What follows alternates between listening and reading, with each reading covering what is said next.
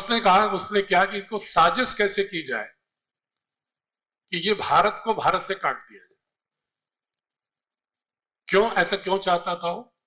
इसलिए चाहता था कि आपने सुना होगा एशियाटिक सोसाइटी का नाम, 18वीं सेंचुरी के अंत में 1787 के आसपास जो बनी थी, उसमें उन्होंने तमाम शोध किए थे और शोधों के आधार पर संस्कृत के पुस्तकों का जर्मन, फ्रेंच और अंग्रेजी में अनुवाद करके उन्होंने जब वेस्टर्न यूरोप में नवयुवकों के सामने गया तो 19वीं सदी के प्रथम दशक में लंदन, पेरिस और बर्लिन में बहुत बड़े समूह युवाओं के होने लगे जो भारत के फैन समूह बनाने लगे। उन्होंने कहा ये तो बहुत ही बड़ी अच्छी संस्कृति है, ये तो बहुत ही इंक्लूसिव है, ये तो बहुत ही सस्टेनेबल है, ये तो बहुत ही होलिस्टिक है, ये तो ऑल परवेसिव है, ये संस्कृति तो बहुत ही महान है। तो उनको लगा कि जिस देश की संस्कृति इतनी महान है उसे भी मालूम था, मैकाले को भी मालूम था, इसलिए उसे लगा कि अगर इस पर राज करना है तो युद्ध से बहुत दिनों तक राज नहीं कर सकते।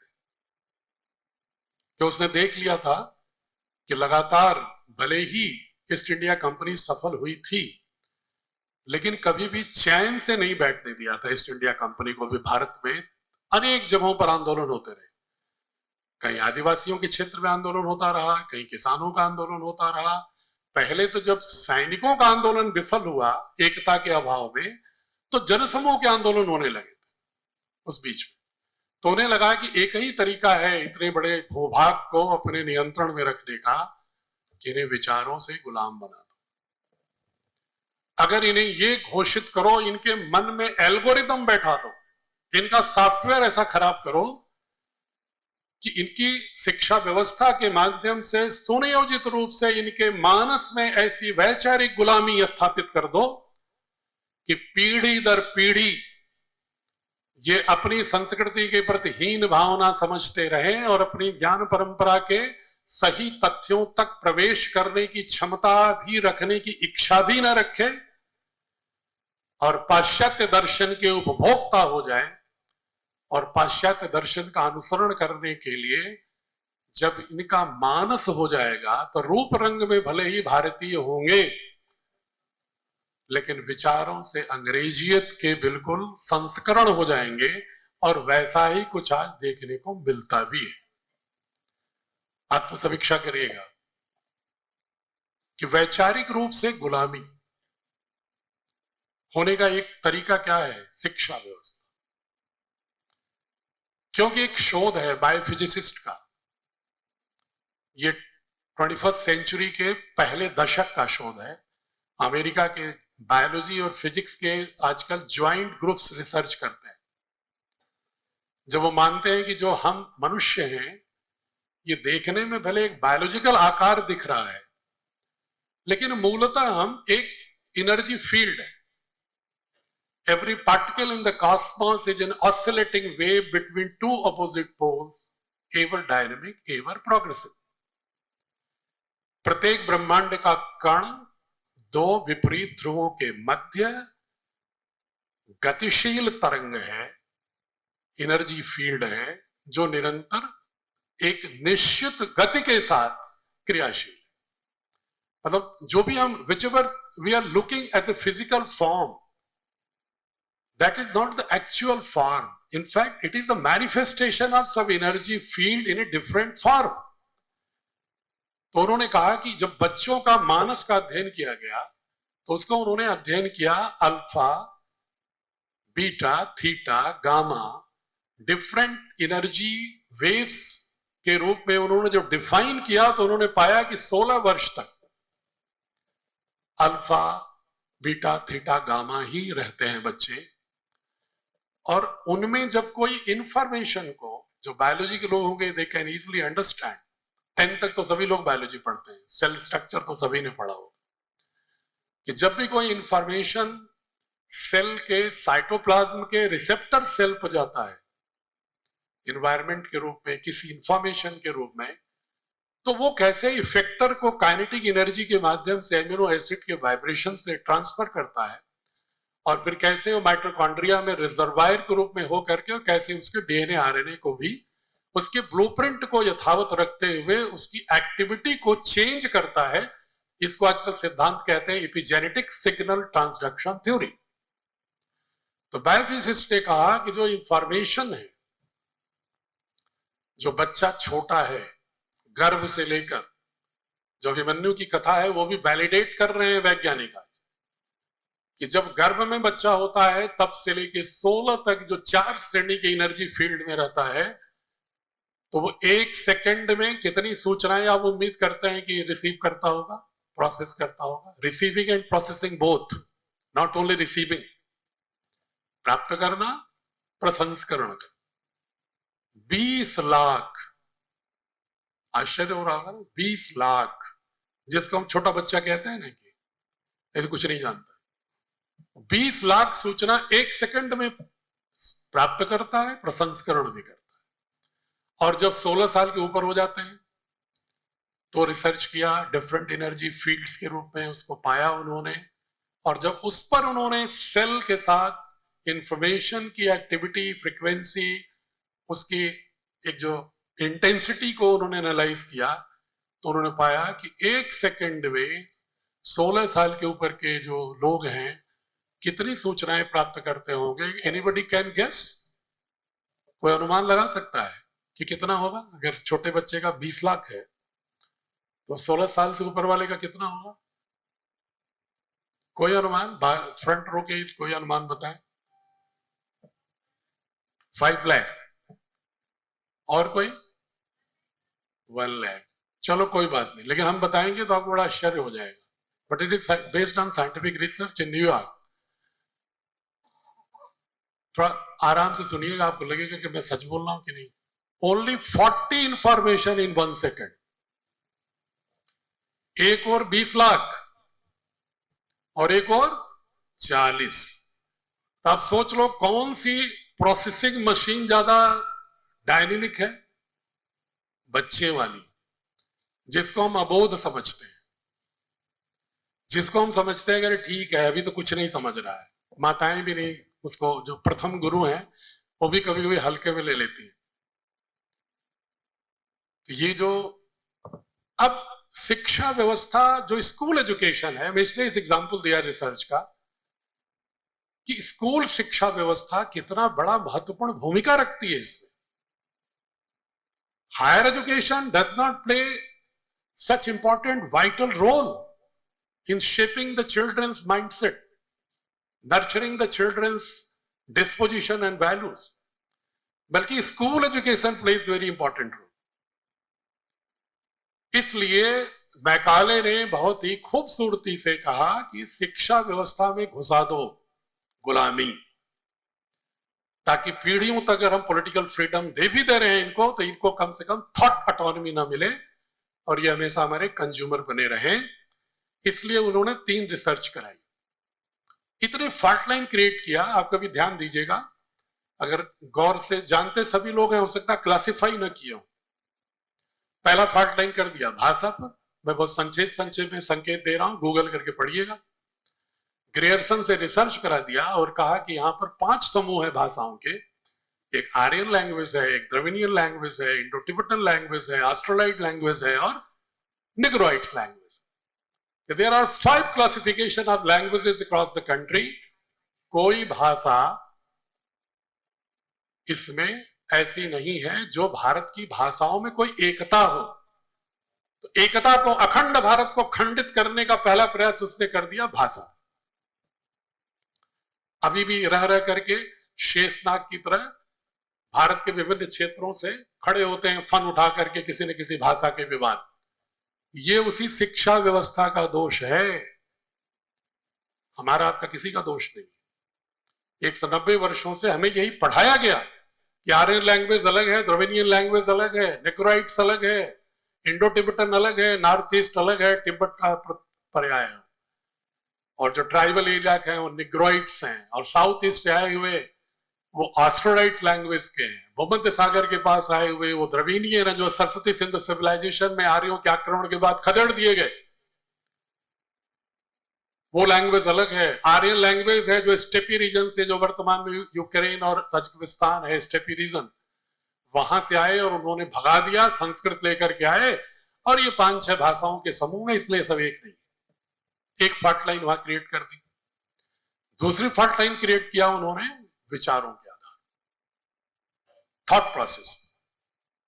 उन्होंने कहा कि क्योंकि उनका दोष नहीं था, वो हीगल ने एक हिस्टोरिसिज्म की एक फिलॉसफी यूज की, thesis, antithesis, synthesis, thesis, antithesis, एक चक्र है उसका।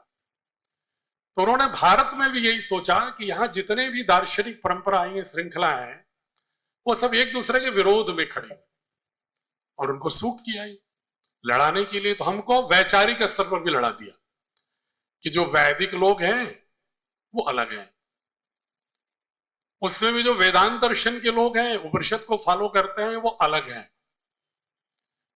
बुद्धिज्म जो है वो वैदिक मान्यताओं का रिवोल्ट है। जैनिज्म जो है बुद्धिज्म से नहीं मेल खाता है, इंटायरली डिफरेंट कॉन्सेप्ट। आगे और बढ़ते हुए चलते हैं तो शैव, वैष्णव, अलवार, नैनार, लिंगायत, सिखिज्म, यहां तक कि रिसले ने 1901 में घोषित कर दिया कि सिखिज्म भी भारत की सनातन का हिस्सा नहीं, ये तो ईरान के सूफिज्म से प्रभावित है। उसको फिर पीछे जोड़ दिया, पश्चिम की ओर जोड़ दिया। तो ये सारे जो दार्शनिक आघात किए गए, इस आघातों से हमने भी, आज भी देख लो, जो लोग अपने को सनातनी कहते हैं, तो बुद्धिस्ट उनसे अलग दिखते हैं खड़े, जैन अलग खड़े दिखते हैं। जबकि अगर कोई ईमानदारी से, मैं कोई इमोशनल नैरेटिव नहीं फैलाता हूं, क्योंकि मैंने बताया कि मैं भौतिकी का विद्यार्थी हूं और प्रशासनिक सेवा में रहने के बाद तथ्य से विहीन बात करना अपराध मानता हूं। और भी शिक्षा जगत में तो यहां पर अगर कोई भी मां सरस्वती के मंच पर खड़े होकर के अगर कुछ भी झूठी नैरेटिव फैलाता है तो देशद्रोही है, ये मानता हूं।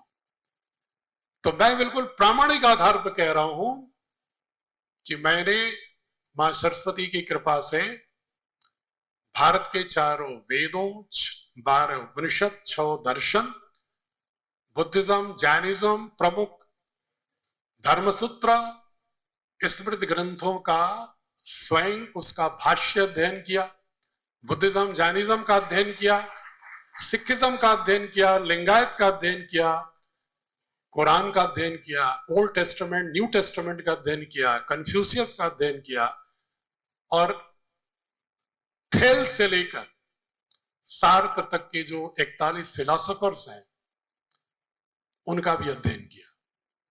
और इसके बाद क्यों अध्ययन किया? इसलिए अध्ययन किया कि अगर हम भारतीय शिक्षा बोर्ड में भारतीय ज्ञान परंपरा लाना चाहते हैं और हम ये कहना चाहते हैं कि भारत को विश्व गुरु बनना है, तो पहले हमें ये जानना होगा कि विश्व की अन्य ज्ञान परंपराएं क्या है।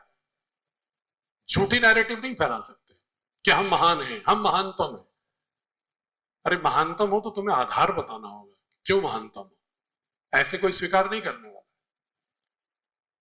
या अगर आप ये भी कहते हैं कि महानतम है तो आपको सिद्ध करना होगा कि 11वीं शताब्दी तक खगोल विज्ञान के क्षेत्र में, दर्शन के क्षेत्र में, गणित के क्षेत्र में, भौतिक विज्ञान के क्षेत्र में, चिकित्सा विज्ञान के क्षेत्र में, वास्तु विज्ञान के क्षेत्र में, शिल्प के क्षेत्र में, निर्माण के क्षेत्र में, संगीत के क्षेत्र में, चाहे भरत मुनि का नाट्य शास्त्र हो, चाहे बौधायन, आर्यभट्ट, वारामीर, भास्कराचार्य, ब्रह्मगुप्त से लेकर Sangamagrama Madhava Kerala school of mathematics तक मैथमेटिक्स की चर्चा हो, खगोल विज्ञान की चर्चा हो, भौतिकी के रूप में वैशेषिक दर्शन की चर्चा हो, या सत्य तक पहुंचने के लिए एक तर्कपूर्ण मार्ग न्याय दर्शन की चर्चा हो।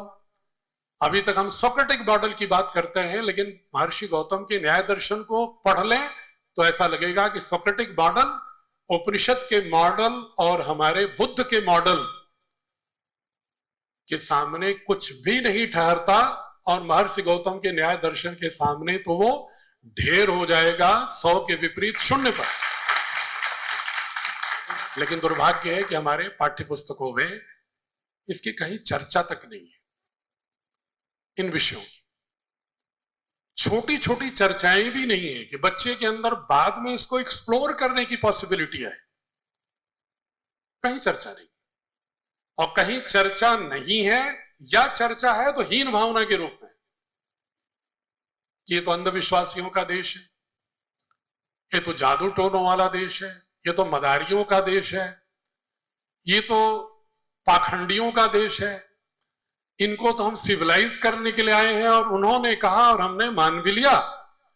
और सिविलाइज होने के लिए 1835 के एजुकेशन एक्ट में खुले हुए विद्यालयों में धूम मच गई नौकरी के चक्कर में, क्योंकि जो इलीट क्लास था उसको नौकरी चाहिए थी ईस्ट इंडिया कंपनी के सिस्टम में। आम किसान मजदूर नहीं जा रहा था, जो इलीट क्लास था वही भागता है।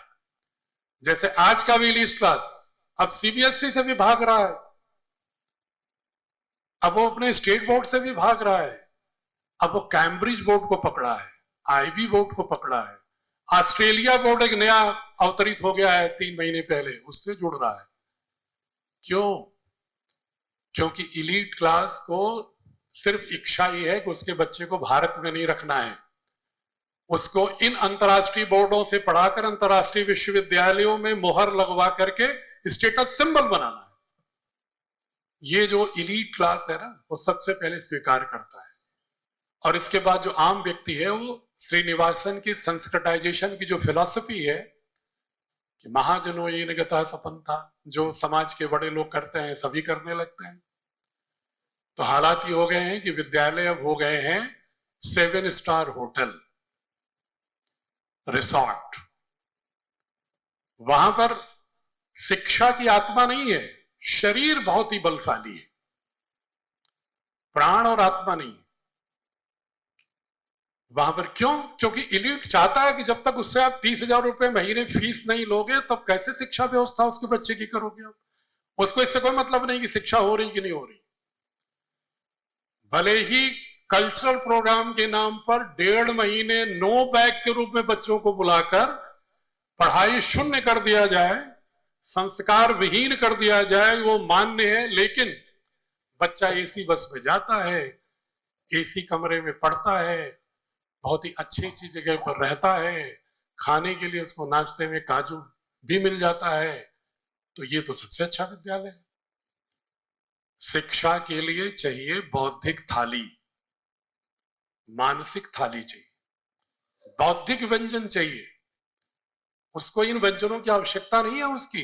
ये जो मन है ना, तैत्तिरीय उपनिषद कहता है अन्नमय कोश, प्राणमय कोश, मनोमय कोश, विज्ञानमय कोश, आनंदमय कोश।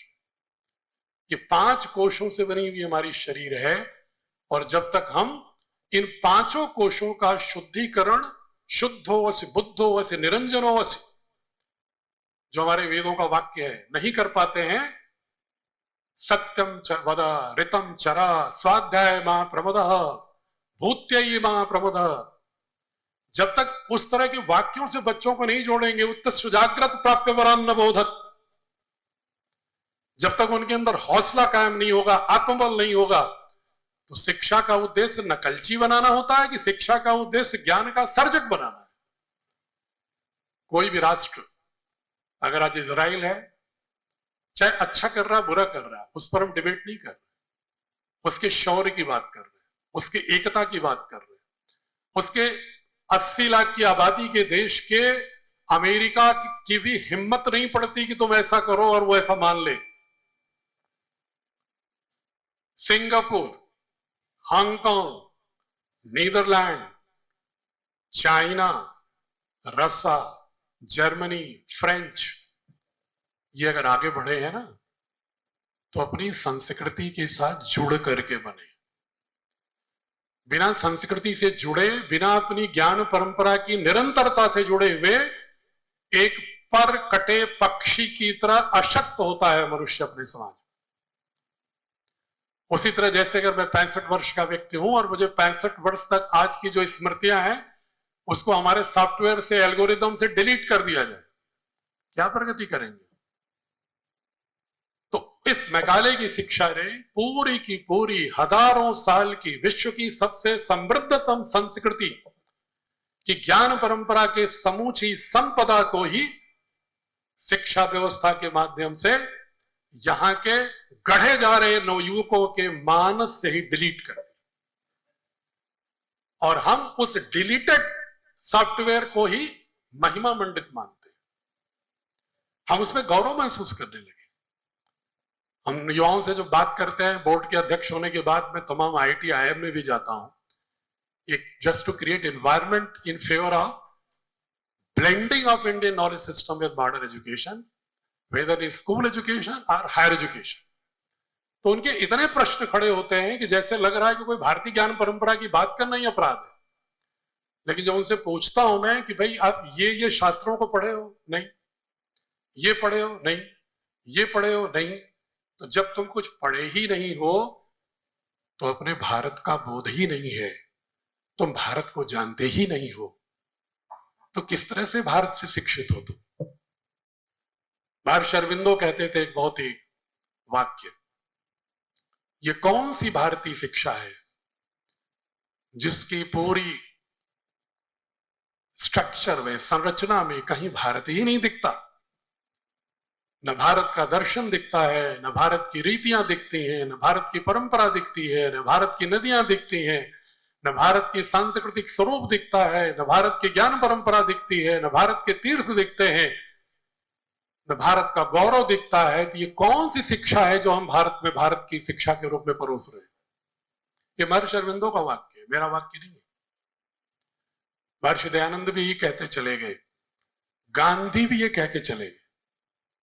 गांधी की अगर एक पुस्तक पढ़िए धर्मपाल जी की, द ब्यूटीफुल ट्री, पढ़ा है किसी ने?